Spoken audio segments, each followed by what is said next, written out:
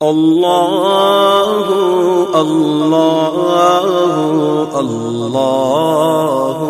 اللہ۔ یہ جو کہتے ہیں نا لوگ کہ پہلی بیوی میں کیا خرابی ہے، خواتین معذرت کے ساتھ پھر جو ہے اتنی اچھی بیوی مل گئی تو دوسری کیوں کر رہے ہو، تو یہ بھی فلسفہ غلط ہے۔ قرآن کے الفاظ کے ہیں فَانكِحُوا مَا طَابَ لَكُم مِّنَ النِّسَاءِ، جو عورتیں تمہیں پسند آئیں ان میں سے دو دو تین تین چار چار سے کرو، یعنی چاروں پسندیدہ ہونی چاہیے، ناپسند ایک بھی، کیونکہ بیوی اگر پسند کی نہیں ہے تو انسان اس کے حقوق ادا نہیں کرتا۔ پھر یہ میاں بیوی کا رشتہ محبت کا رشتہ ہوتا ہے،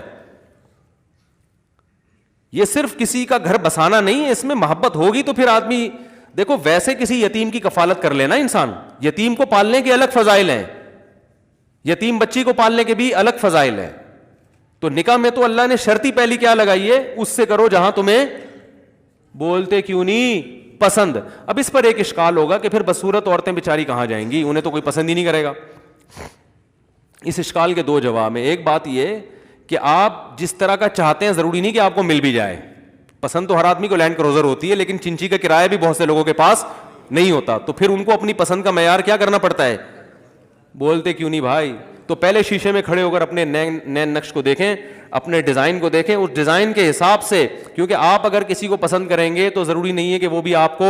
پسند کرے، تو پھر آپ کو اپنی ڈیزائننگ کے اعتبار سے اپنے معیار پہ نیچے، جہاں اللہ نے بدصورت عورتیں پیدا کی ہیں تو اس سے بھی زیادہ بدصورت مرد بھی پیدا کی ہے اللہ تعالیٰ نے۔ سمجھ میں نہیں آ رہی تو رہنے دیں،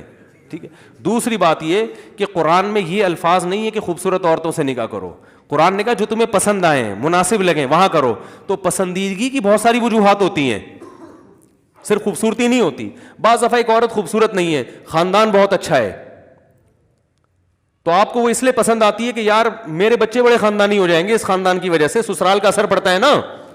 ایک عورت شکل کی اچھی نہیں ہے، سلیقہ صفائی بہت ہے، تو یار میں سلیقے کو فوکس، جیسے حضرت جابر بن عبداللہ رضی اللہ تعالیٰ عنہ نے نکاح کیا، صحیح ہے بخاری کی حدیث ہے، انہوں نے بیوہ عورت سے نکاح کیا،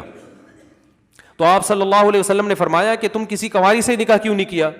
کنواری سے نکاح کرتے فتلاعبها وتلاعبک، تم اس سے دل لگی کرتے، دل کی باتیں کرتے، وہ تم سے، یعنی ظاہر ہے اس میں محبت زیادہ ہوتی ہے نا، وہ ایک میچور ہو گئی ہے، اب اس کے وہ جذبات تھوڑی ہیں بیوہ کے۔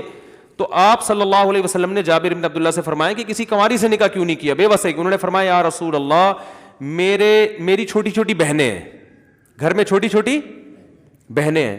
تو میں اگر بیوی بھی انہی جیسی لے آتا کم عمر کنواری تو ان بہنوں کو کون سنبھالتا، وہ تو خود سنبھالنی پڑتی نا۔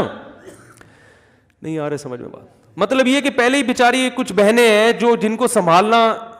مجھے سنبھالنا پڑ رہا ہے، تو پھر ایک بیوی کو بھی ان کے ساتھ ان کے الفاظ، ان کی بات میں اپنے الفاظ میں بیان کر رہا ہوں، اس کو بھی مجھے سنبھالنا پڑتا نا، تو میں نے اس لیے کسی میچور خاتون سے شادی کی ہے جو میری بہنوں کو بھی سنبھال لے، تو اس کے لیے کوئی بیوہ طلاق یافتہ ہی سنبھال پائے گی، کیونکہ چھوٹی بہنیں میری، تو ان کے لیے میں نے ایسا کیا ہے۔ تو اب حضرت جابر بن عبداللہ نے پسند کی شادی کی یا ناپسند کی؟ پسند کی ہے، تو پسند ہر آدمی کا معیار مختلف ہوتا ہے۔ بعض دفعہ اس لیے بھی جیسے نبی صلی اللہ علیہ وسلم نے حضرت خدیجہ سے نکاح کیا ان کی شرافت کو دیکھ کر، ٹھیک ہے نا،